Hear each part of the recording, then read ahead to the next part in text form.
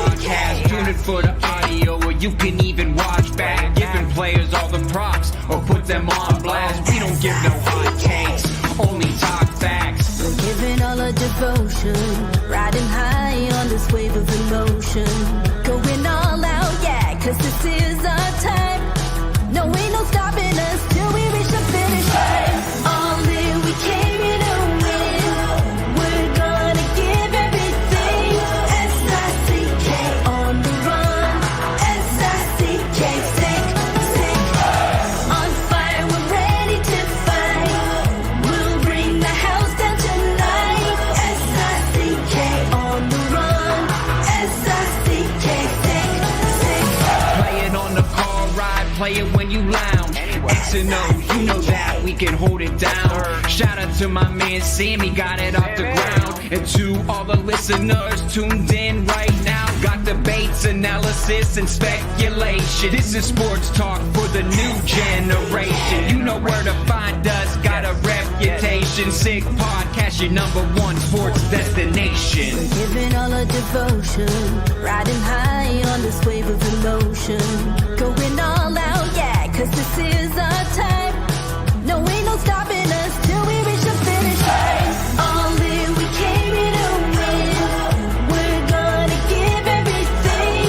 S-I-C-K on the run.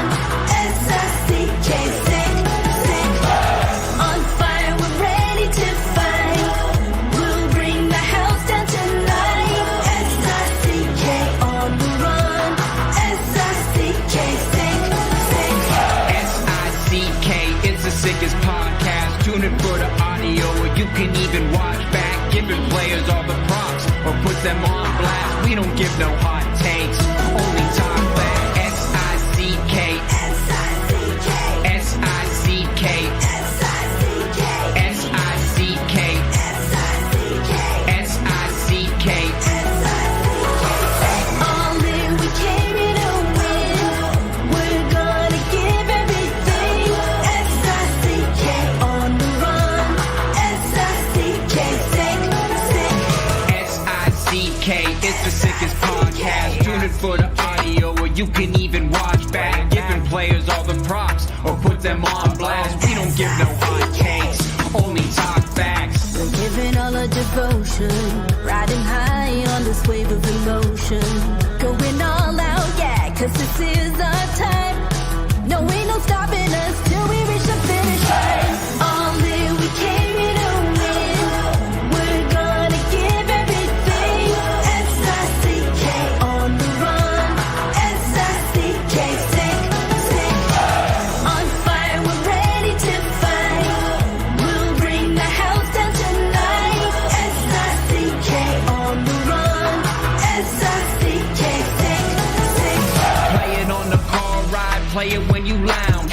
X and O, you know that we can hold it down. Shout out to my man Sammy, got it off the ground. And to all the listeners tuned in right now, got debates, analysis, and speculation. This is sports talk for the new generation. You know where to find us, got a reputation. Sick podcast, your #1 sports destination. Giving all our devotion, riding high on this wave of emotion. Going all out, yeah, cause this is our time. No, ain't no stopping us till we reach the finish line. All in, we came here to win. We're gonna give everything. S-I-C-K on the run. S-I-C-K, sick. On fire, we're ready to fight. We'll bring the house down tonight. S-I-C-K on the run. S-I-C-K, sick. S-I-C-K, it's the sickest podcast. Tune in for the audio, or you can even watch back. Giving players all the props, or put them on blast. We don't give no hot takes, only talk back. S-I-C-K, S-I-C-K, S-I-C-K, S-I-C-K, S-I-C-K. Turn up your volume. Because you're about to listen to The Sick Podcast. With Tony Marinaro.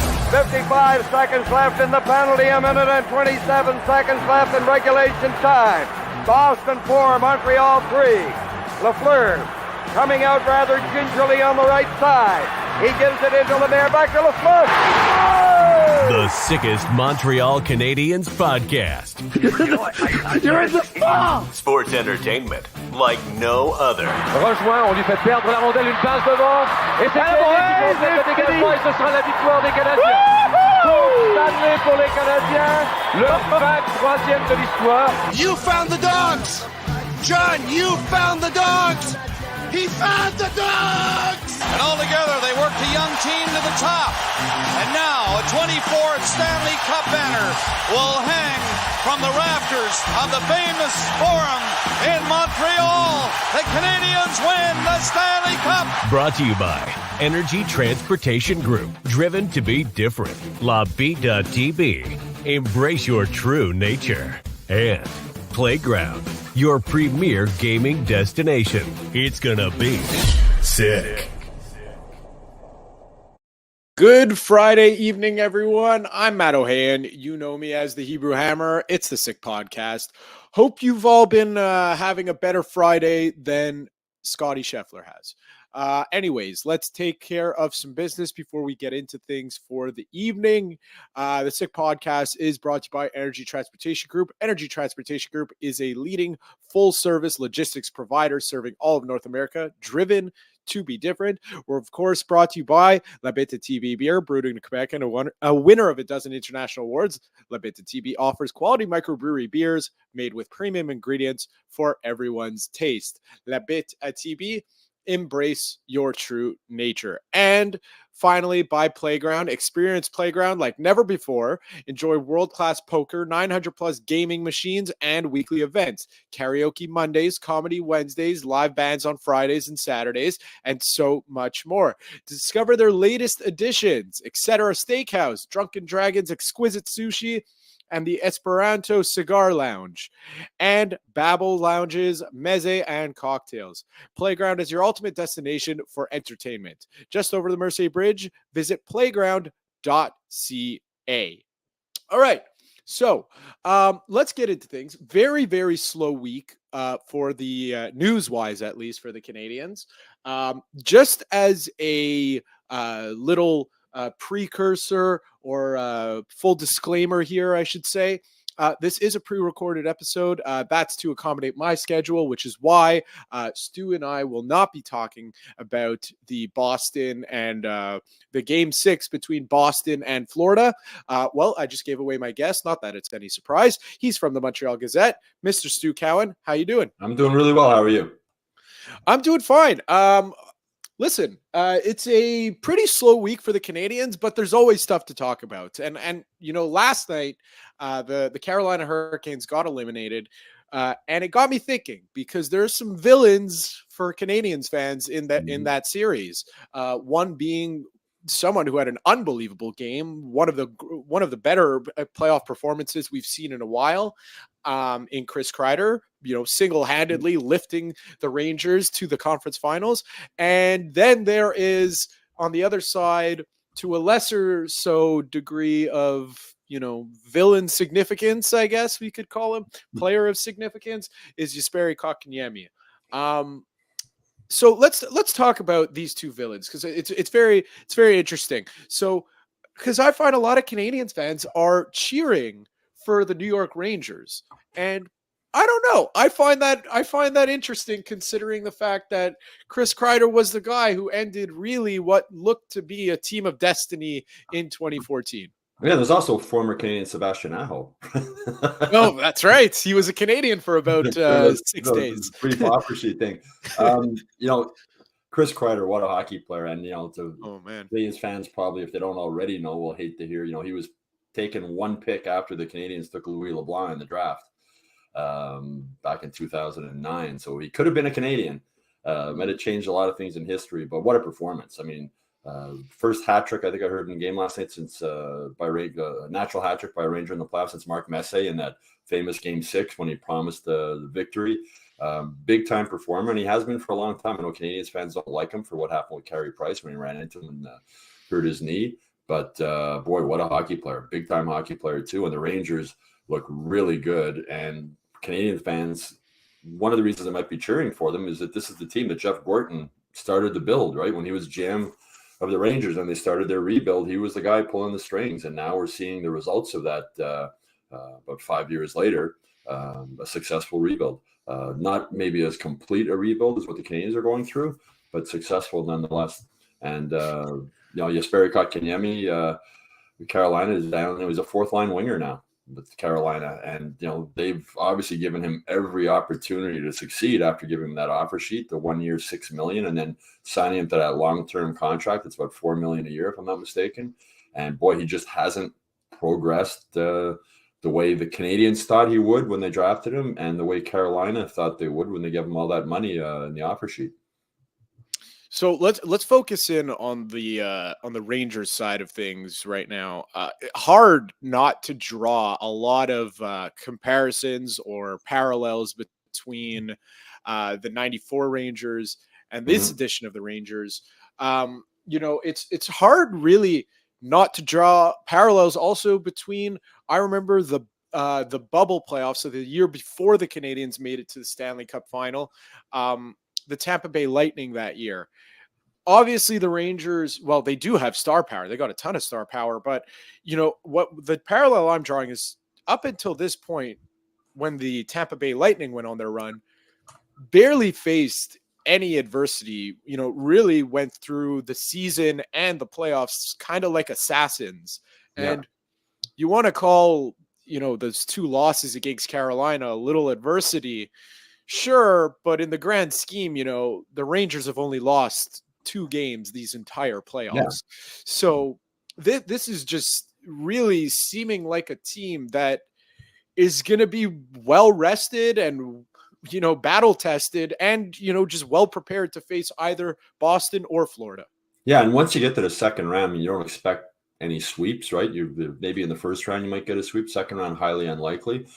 Carolina is a team that was built for the playoffs. They're a big team. When they come to the Bell Center and you watch them, they're big. They're big. They play a physical brand of hockey under Brindamore. But the Rangers are a really good mix of skill and size, and they've got some grit. They've added grit over the last couple of years, and they're going to be hard to beat. And for the NHL, you're saying some Montrealers might be cheering for the Rangers. I'm sure in the NHL head offices, they're not supposed to cheer for anybody. But the Rangers winning a Stanley Cup would be really good for the NHL. I mean, any original 6 team winning a cup is big. But New York, they haven't won since '94, 1 year after the Canadiens' last Stanley Cup. But it would be really good for the NHL and hockey, I think, for the Rangers to win the cup. Madison Square Garden is a real special place to go watch a hockey game or any event. So the Rangers are going to be hard to beat. Boston and Florida, by the time that series is over, they're going to beat each other up. And as you said, the Rangers will be well rested. So I'd be surprised if the Rangers don't make it down to the final. What's interesting is that, it just popped into my head that I don't know how I forgot this, but in that 2014 series against the Canadiens, with what Chris Kreider did, lost in all this is the coach of the Montreal Canadiens was on that team. He actually scored. If you remember, to me, it was a very memorable moment. I think he scored on Mother's Day. Yeah, that's right. After his mother had passed away. Yeah. His mother had passed away shortly before that. That's right. Suddenly she had a heart attack. That's right. I remember that. And he scored the big goal.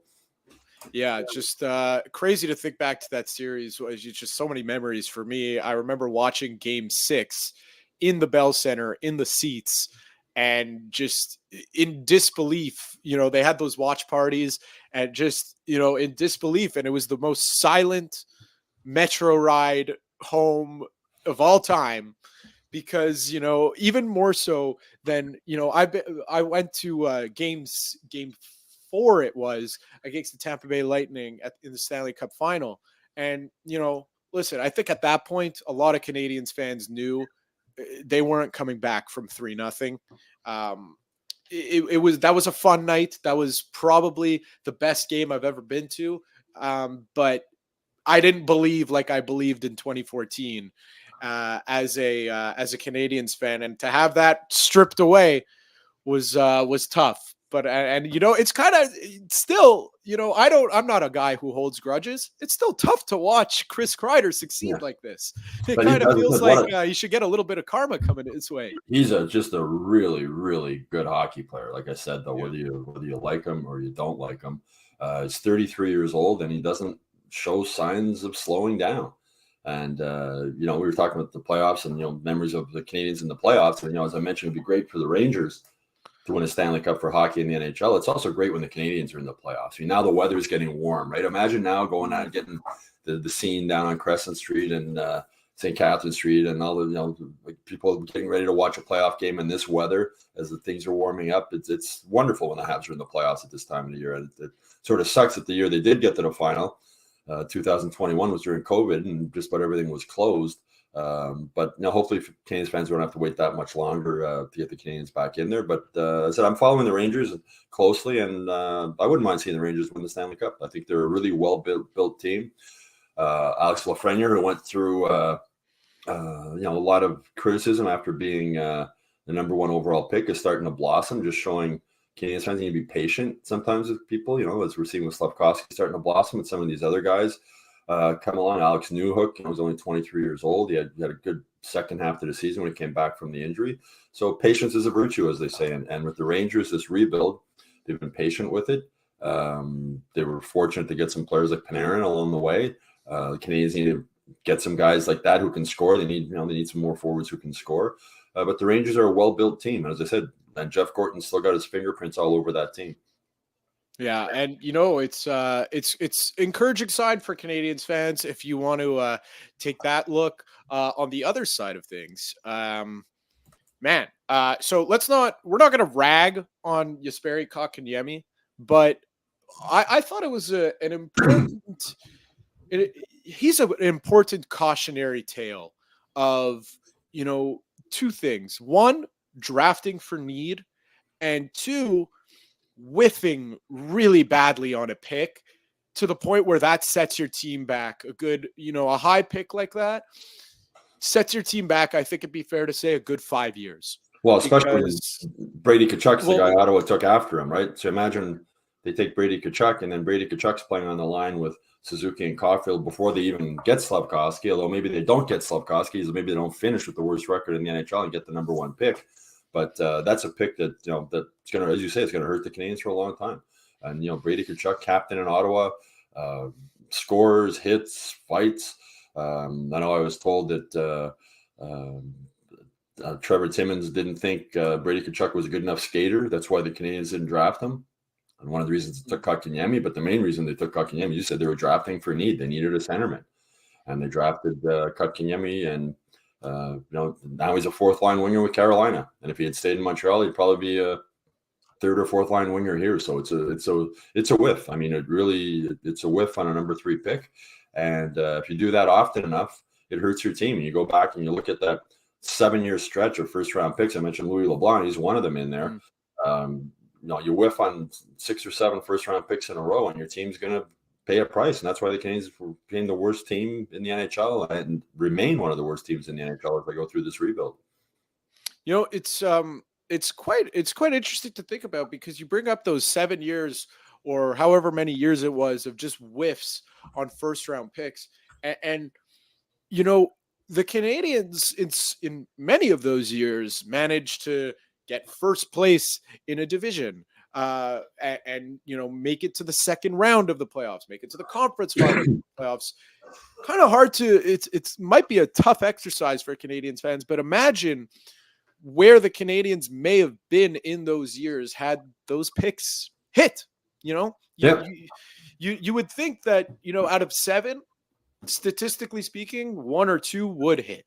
Yeah. Obviously it wasn't the case, but that's why I feel like a lot of Canadiens fans are very, very sensitive and fearful around this time of year for the past few years about these first round picks, because no matter how good the last one was, if you whiff on a high pick, it's going to set you back. Biggest reason is, what are we talking about for so long? For the past 3 years on this podcast, is that the Canadiens are bereft of offensive talent. They have none.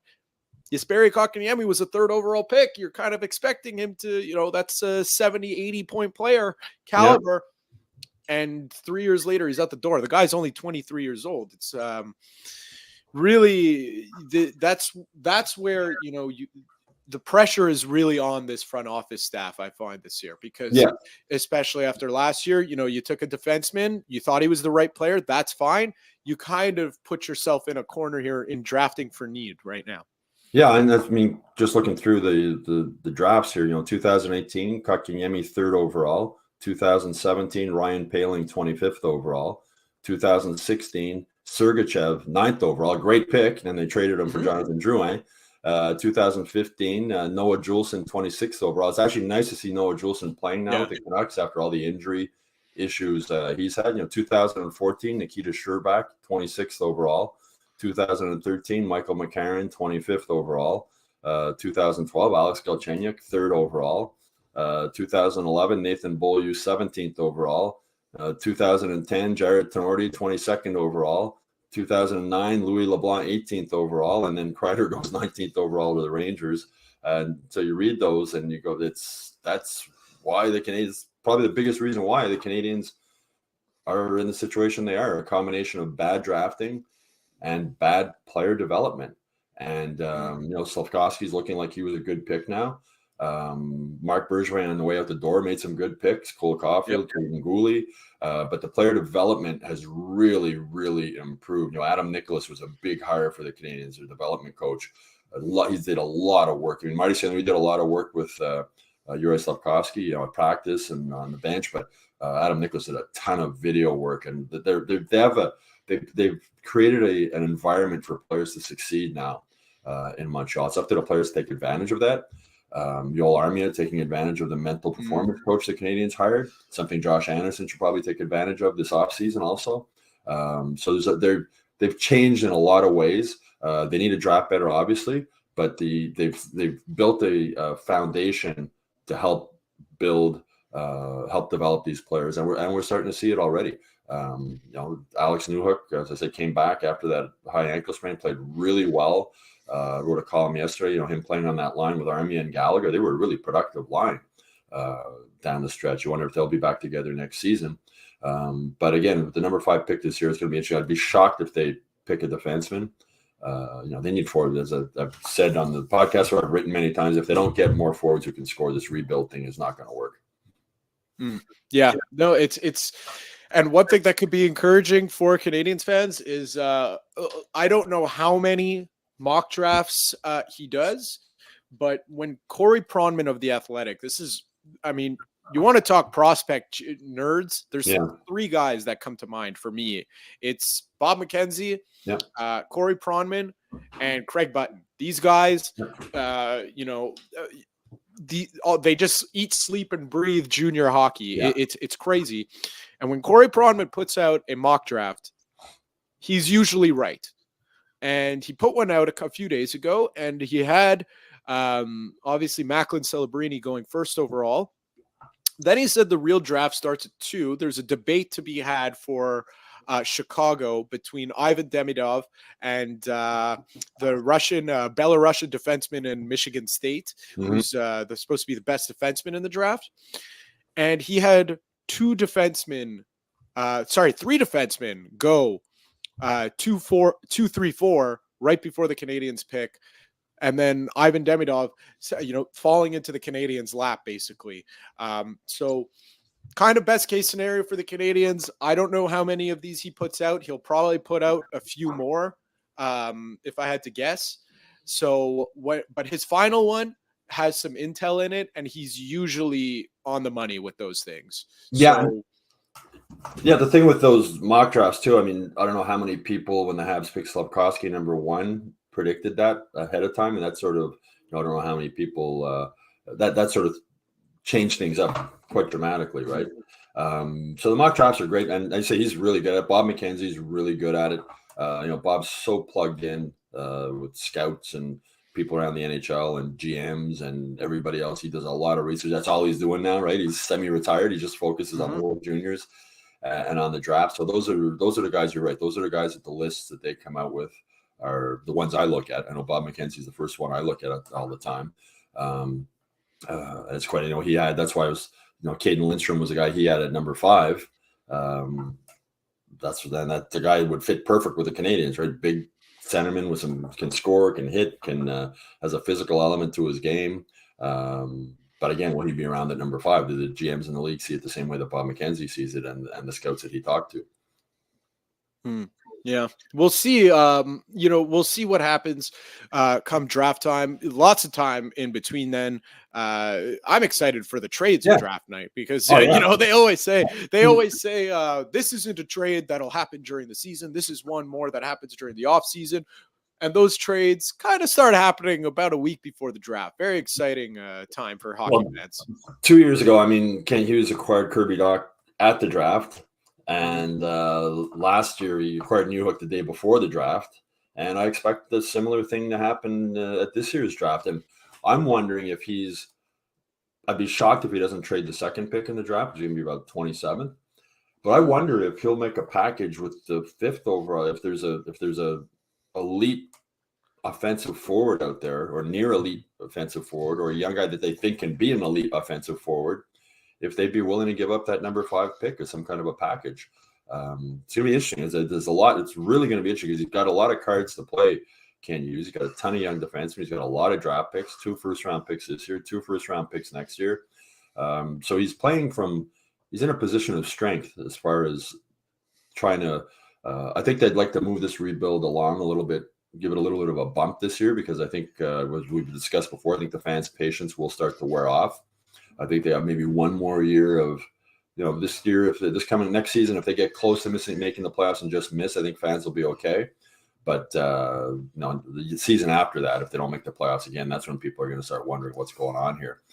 So I think they'd like to do something sort of like what the Rangers did in their rebuild, something this offseason. I think it's a huge offseason for them because they've got, I said, Hughes is in sort of a position of strength as far as acquiring 1 or 2 potential top 6 forwards, which is exactly what they need. And there's so many young defensemen they can afford to give up 1 or 2, and they have those 2 first-round draft picks. And as I said, I'd be shocked if he doesn't trade at least one of them. Tony spoke about with George Larac a couple of days ago, the prospect of trading Arbor Xhekaj. How do you view this defenseman situation? Who do you view as, these guys are, let's start with the ones that are on the team right now. So forget Reinbacher, forget even Logan Mailloux, because he only played 1 game. Forget Lane Hudson. Of the guys that were on the roster for the bulk of the season, who is there going forward on this defense core? Who are they going to move forward if you were Kent Hughes? Well, Jordan Harris is sort of the guy I can see them moving. I think we talked about this before, just because his age, he's got a lot of NHL experience already. I think other teams would be interested in a young defenseman at a cheap salary, who's shown he can play minutes in the NHL already. The question with Xhekaj, I saw what George was saying with Tony.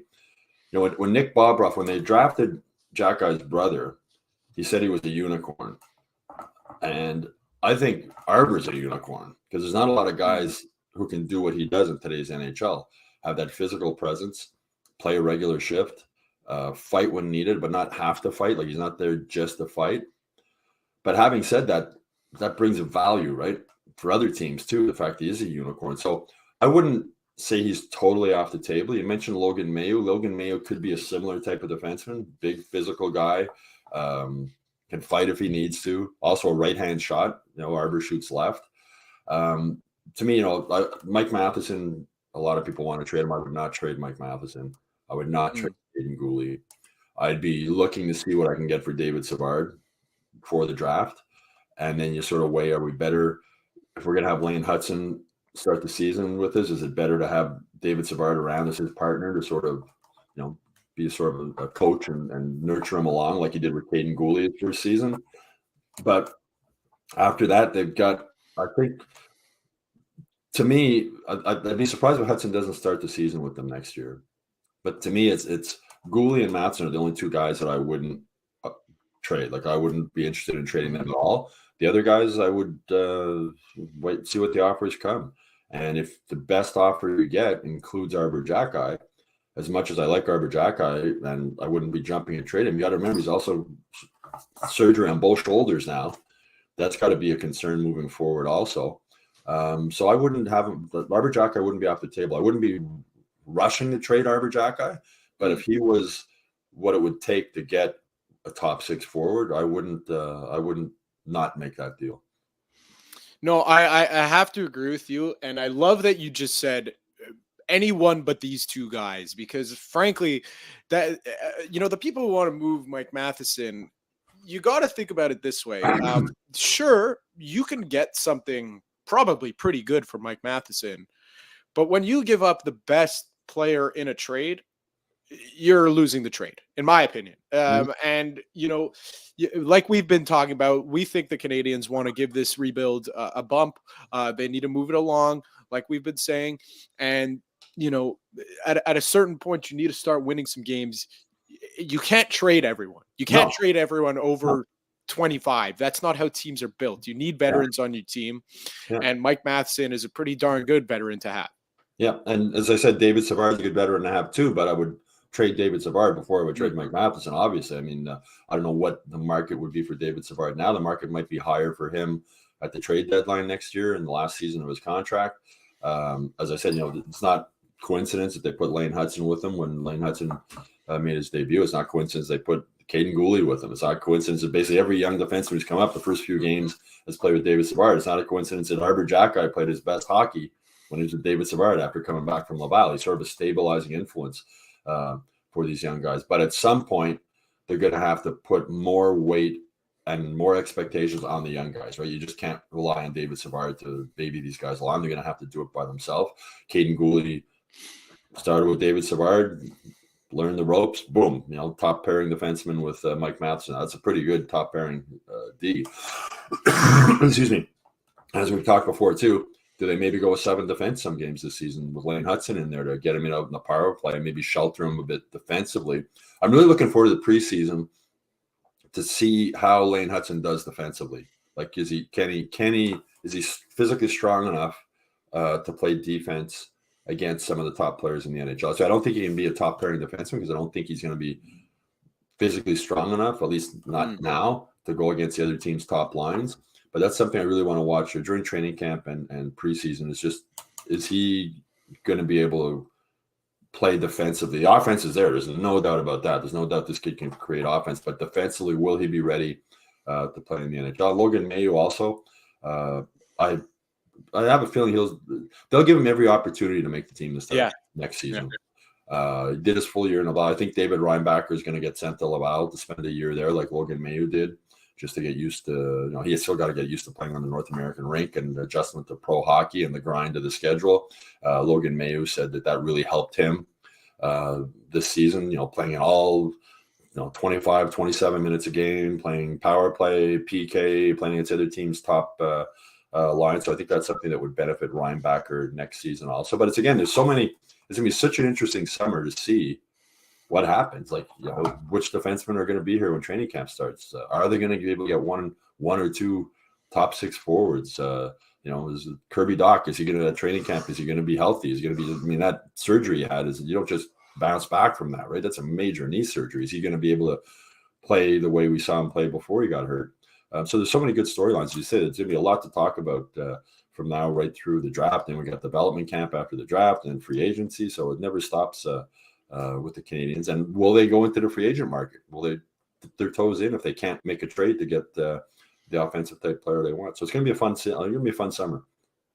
One more thing to talk about, and Canadiens just littered all over the NHL playoffs, is, a lot of people are now looking back and are upset with what the Canadiens got for Artturi Lehkonen. Yeah. But I mean, you can't really call Justin Barron a whiff yet. No. It's getting to that time though where he needs to take the ball himself, because you mentioned all those defensemen. He's the one guy who is in the mix, and you didn't mention, and he's had some good moments, a good player, but he needs to be more consistent on the ice and fix some confidence issues that I find he may have. So a lot of people are upset about that trade, and I don't think you can be, because that was top value. You got a first round pick that was a couple more years along in Justin Barron, and you got a second round pick. So there was not really much to complain about there, but that's one side of it. The other side of it is just always very nice to see Artturi Lehkonen, shine. And this guy is, leading the Avalanche in goals now, which is pretty cool. Well, he's playing with some pretty spectacular players there in Colorado also, which obviously really helps. I'm happy to see Artturi Lehkonen. His work ethic was like Brendan Gallagher, like when he was at the Canadiens. I remember why, and he's not a big guy. When you see him out of his equipment, he's built like a 16-year-old boy. He's not a big, strong guy, but like he would win puck battles, and he would, inside the defensive zone, just inside the blue line, like it was like life and death to him every time they get that puck out, right? He just battle and battle and battle. That's always been there. And the Avalanche coach Bednar has talked about that. Like, there's certain players just love the way they play, and he's one of those guys. And would he have had the offensive output if he had stayed in Montreal? Probably not to that extent, because he wouldn't be playing with Nathan McKinnon, Makar, and these guys. But the Habs hardly ever used him on the power play, and he's effective. Like, he wins puck battles. He battles hard in front of the net, things that are key on a power play. Could the Canadiens have got more for Artturi Lehkonen? Probably not. As you mentioned, they got Justin Barron, first-round pick, a defenseman. They needed defense. But he just hasn't. They've given him every opportunity. I mean, the first season he was here, the first full training camp, he played almost every preseason game, and he just played so bad that they sent him to Laval. And then same thing last season, he got sent back to Laval. He's dropped down to the depth chart. He has to clear waivers next year if they want to send him back to Laval. So that's why I would, I mentioned Jordan Harris earlier, but there's another guy I wouldn't be surprised if Justin Barron's trade. I don't know what. Be part of a package, another team hoping they can get him to develop. He said he's not that old, but did Colorado win that trade at this point? Definitely. Artturi Lehkonen is what they needed. They had all this skill. They needed that grit guy who was also a good enough player to play with those skilled guys. So they won that trade. There's no doubt about that at this point. But what more were the Canadiens going to get than what Kent Hughes got? They're obviously hoping Justin Barron would progress better than he has. To this point, he hasn't, and now they're in a position. They don't think he's going to be part of the seventh defense of the team next season. I don't see him being there. They're going to lose him if they put him on waivers. Somebody's going to take him.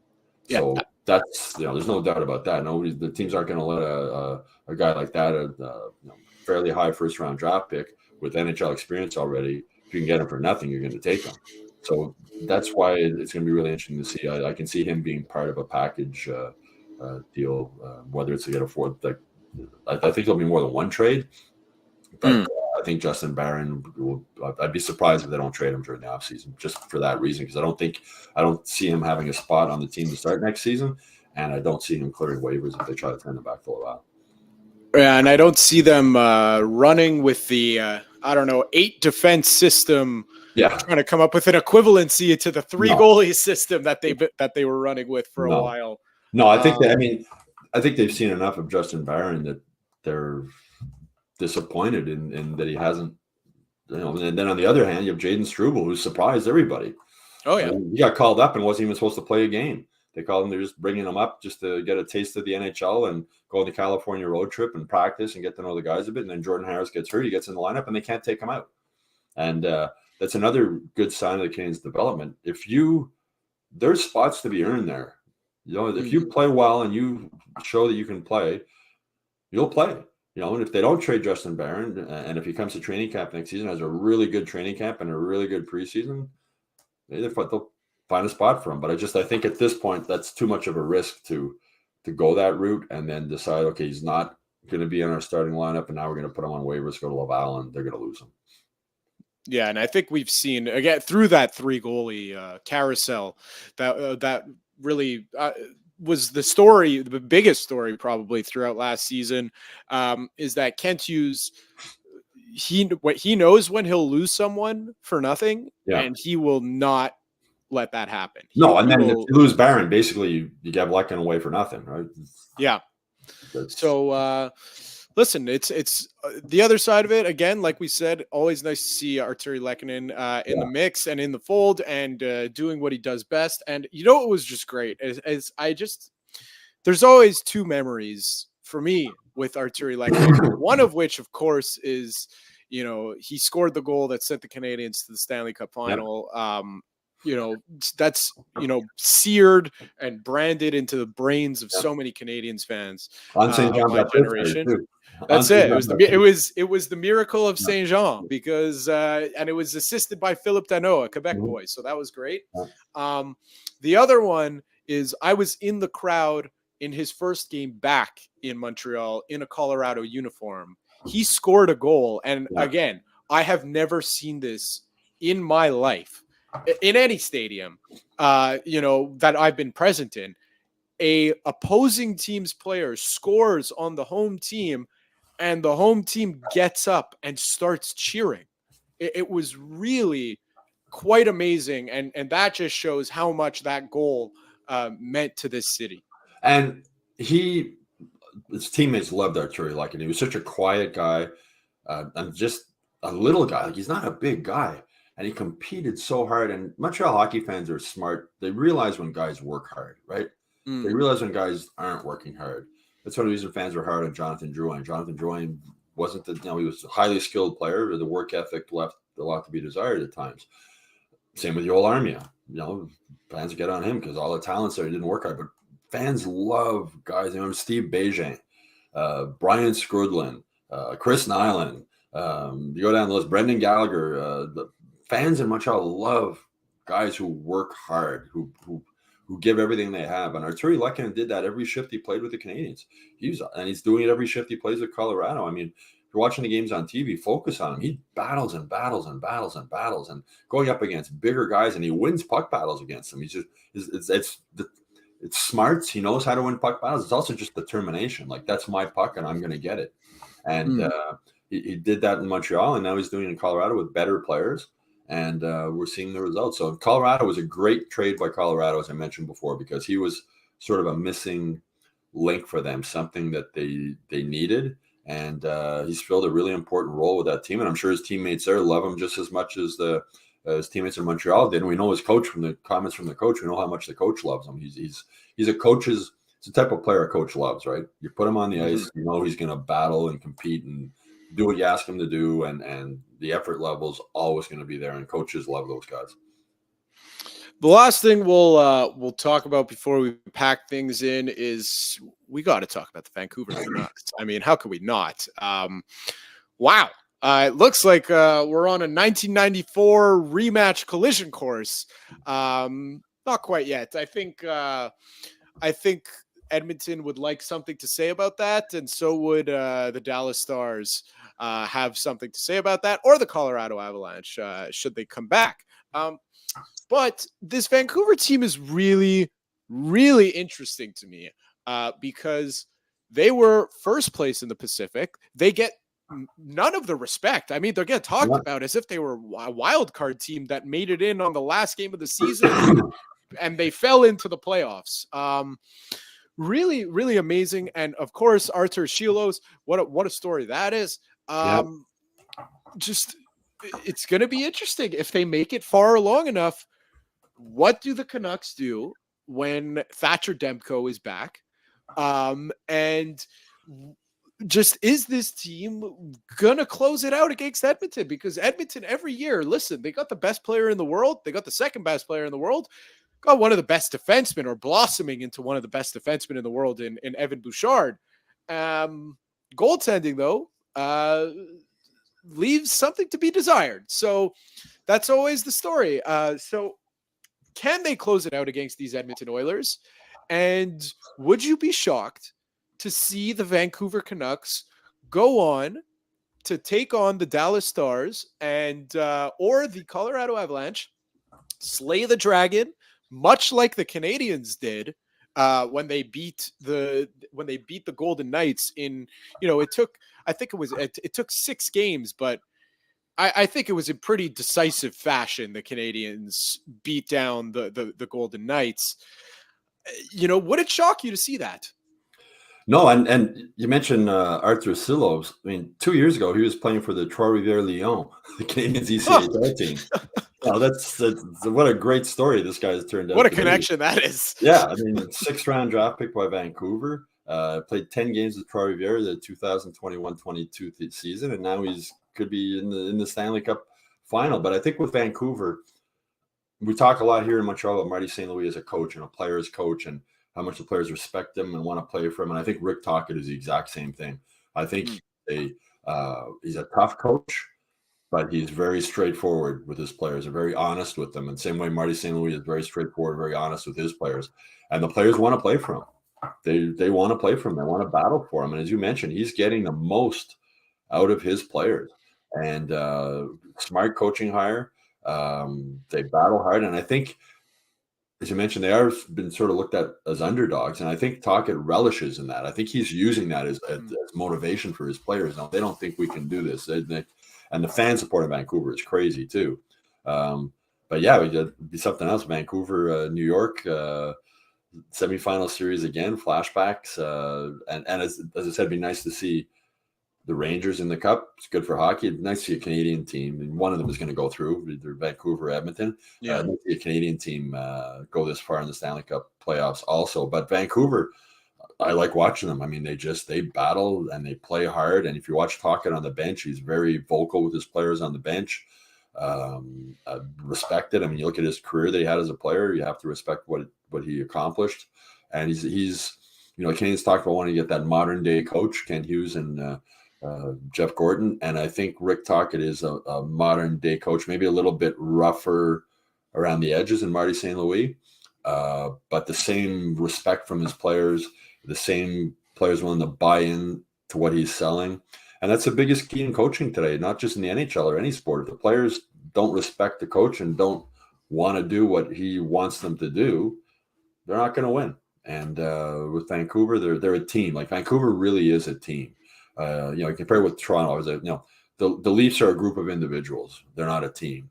The Vancouver Canucks are a team. And I think Rick Tocchet's a big part of that. The Canadiens are building a team, and Marty St. Louis is a big part of that.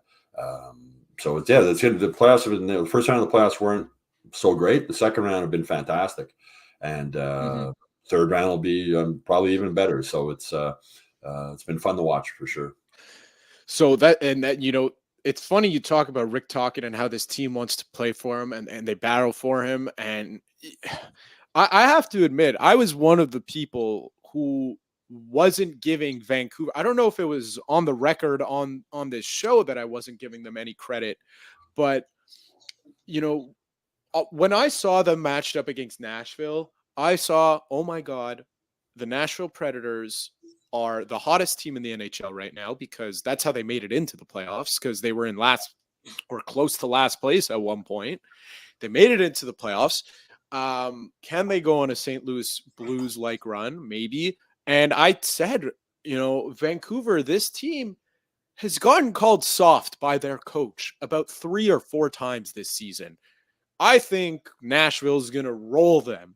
And man, did Vancouver show that they could play really any type of hockey. They could. Yeah. This is what makes them so dangerous as an opponent. They can play any type of hockey game. You want to play tight-knit defensively? No problem. That's what they did all series long against Nashville. You want to open it up a little bit? Okay, that's what they did last night against the Edmonton Oilers, and they took it to the Oilers. Yeah. So that was it. They're a really dangerous team to play and fun to watch. The one thing is just, as a coach, the last thing is, what you're doing is obviously working, but how do you kind of unlock what's going on with Elias Pettersson? Because if he starts getting going, he had a really slow end of the season too. This isn't just a playoff thing, but if he starts getting going, now you're really cooking with oil, gas, and fire all at the same time.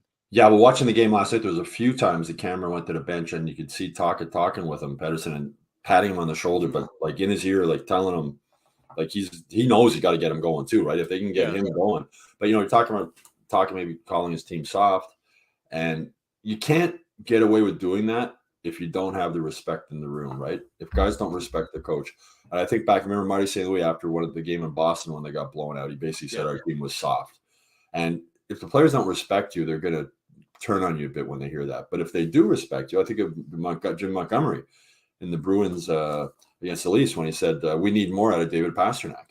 Yeah. Like he's got to be better. He basically called him out. And then I saw Pastrnak being interviewed and he said, yeah, well, if I was coaching me, I would have said the same thing.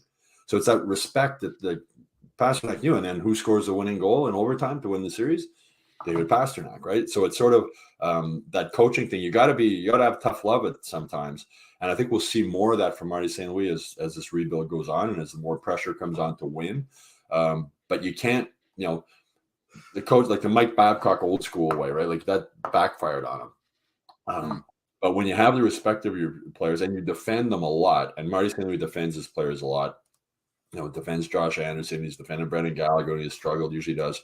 But when they do defend guys, and then when they do sort of call them out, like we need more from Pedersen, we need more from Pastrnak, our team's soft.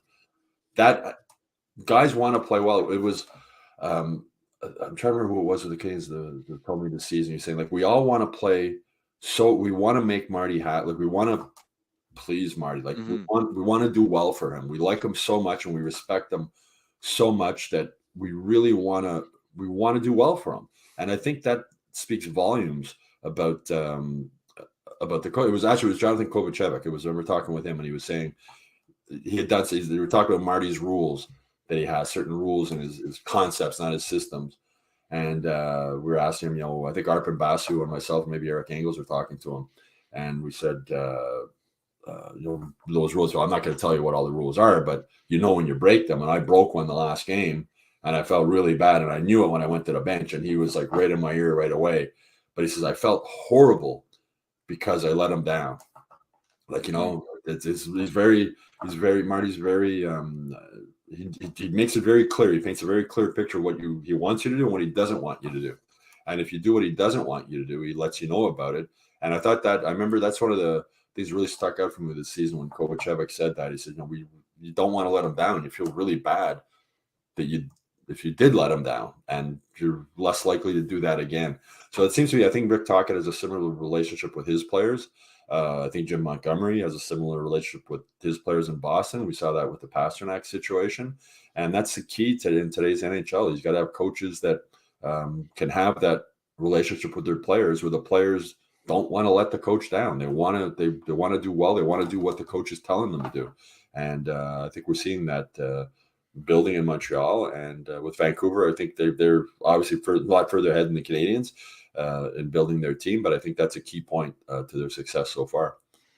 Yeah, and the thing that's nice to see about Vancouver in relation to the Canadiens, and that when the Canadiens went on their run, is that at least from the outside looking in, this to me does not seem like a flawed team, as Jeff Molson put it. They have the right people in place. It feels like things can come just because of where Vancouver was the past few years. It feels like things can come crumbling down, but it feels like they're in a good place and they know where they are and they know that they belong, rather than, oh wow, we're one game away from the conference finals, guys. Like, that's when you start thinking like that. That's when you get yourself into trouble. But like you said, they have the right person they have the right person at the wheel of the ship, and who knows? Maybe we could see that 1994 rematch after all.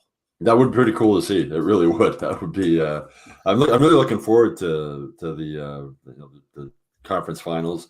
Whoever's in them, it's going to be great. And we talked about the Rangers before, and Peter Laviolette. Like, how many teams? Like, this guy wins everywhere he goes. It's crazy. Yeah. Everywhere he goes, he wins. It's another guy, maybe a little bit more of an old school guy, a little bit of a tougher coach, but it's working. And the Rangers are buying into what he's selling too. And as we mentioned off the top of the show, the Rangers rebuild, where the Rangers are now, should give the Canadiens fans some hope that with Jeff Gorton pulling strings, doesn't mean it's going to work, but they're taking they're on the right path to try and make this rebuild work. And I think, as I said, this offseason is going to be a huge stepping stone forward in where they want to bring this team. And they got to, as I said, they've got to get more forwards who can score. And I think they're going to go out and find at least one, if not two, this offseason.